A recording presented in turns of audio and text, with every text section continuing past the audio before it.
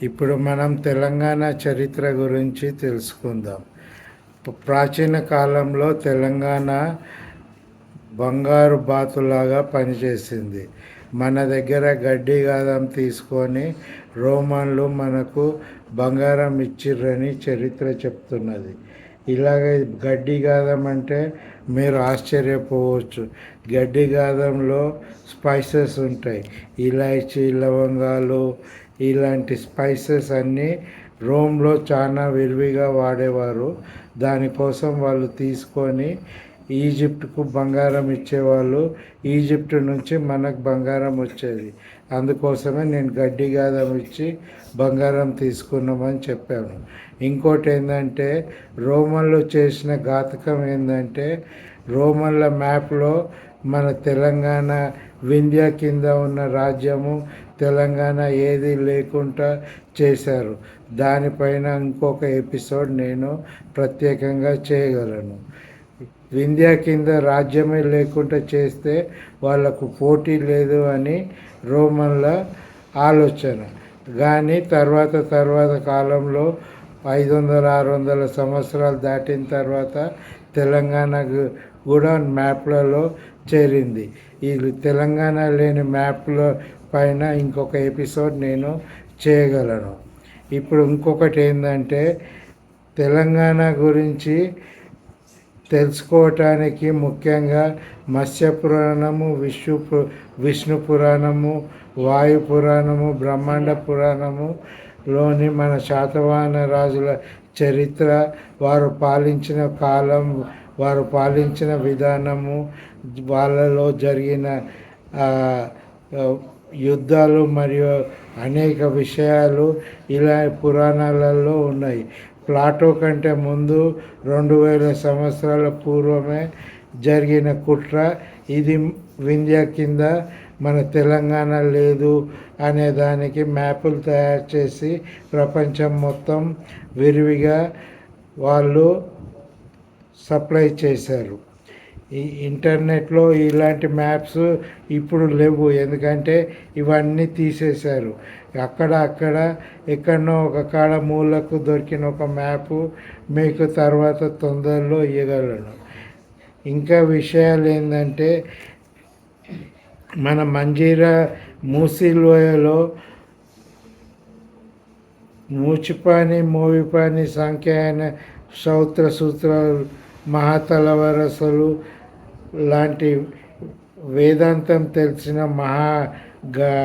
ఋషులు ఉండేవాళ్ళు. వాళ్ళ గురించి కూడా ఇప్పటివరకు మనకు చరిత్రలో తెలియదు. వీళ్ళ తర్వాత వచ్చిన మహాతలవరసలు, శబరులు వాళ్ళ రాతి సమాధులతో మనకు ఇప్పుడు చరిత్రలో ముందు దొరుకుతున్నారు. ఇవన్నీ మనకు దొరకకుండా వెస్టర్నర్స్ కానీ రోమన్స్ కానీ మొత్తం మూసిపెట్టారు. ఇలాంటి ఘాతుకాన్ని కొడిగట్టిన రోమన్లకు మనము సరి అయిన సమాధానం చెప్పాలి. మనం చెప్పకుంటే మనమే చరిత్రహీనులు అవుతాము. మన చరిత్ర గురించి మనమే తవ్వి చరిత్ర గురించి ప్రపంచానికి తెలియజెప్పాలనేదే నా ఆలోచన. ఇలాంటి విషయాలన్నీ మీకు ప్రతిసారి కొంచెం మీకు చెప్పగలుగుతాను. ఇంకోటి ఏంటంటే మన తెలంగాణ రాజులు శాతవాహన రాజులే మొదటి రాజులు అని అనుకుంటారు. వీళ్ళకంటే ముందు సోమగోపులు, గోబద రాజులు, శృంగరాజులు, భగభద్రులు అనేవాళ్ళు చాలామంది ఉన్నారు.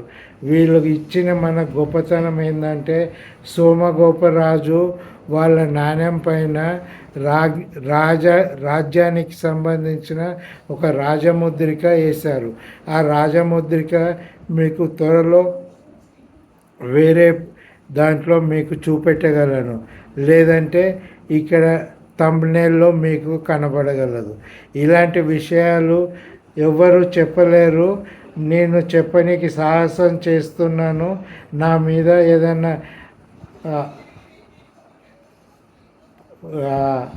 అటెంప్ట్స్ ఏమైనా జరిగినా నేను తట్టుకోగలనని నా ధైర్యం ఉన్నది. ఇంకోటి ఏంటంటే ఘోషరాజుకు మనకు సంబంధాలు ఉండేటివి.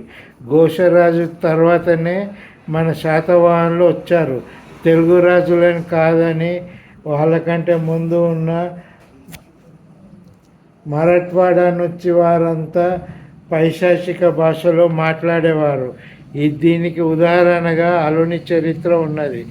మనం తర్వాత అలుని చరిత్ర గురించి ఒక ప్రత్యేకంగా ఎపిసోడ్ చేయగలను.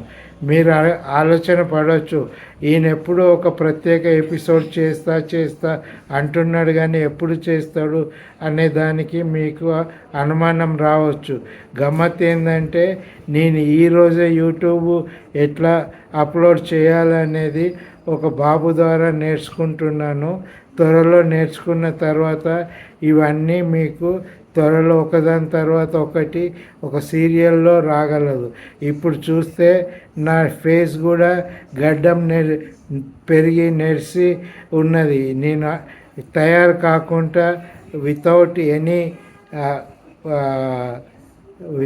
Any preparations I'm talking this first or couple of YouTube episodes. Hope you understand my things and you will see a better Damodar in next episodes. Thank you.